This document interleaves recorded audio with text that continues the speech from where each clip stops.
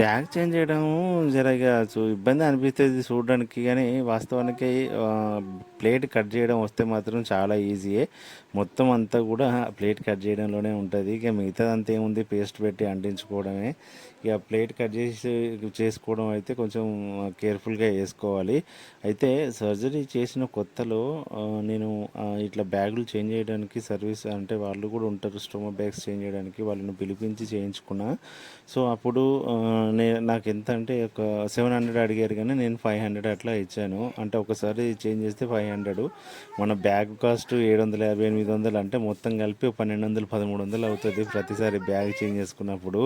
So అంతంత అంటే చాలా కష్టము, ఎందుకంటే మంత్లీ ఒక్కొక్కసారి వారానికి ఒకటి చేంజ్ చేయాల్సి వస్తుంది స్టార్టింగ్లో. అప్పుడైతే 4-5 బ్యాగులు అంటే చాలా ఎక్కువ అయిపోతుంది.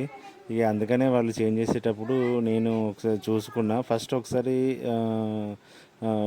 అర్థం కాలేదు, అందుకే రెండోసారి కూడా పిలిపించి చూసుకున్నా.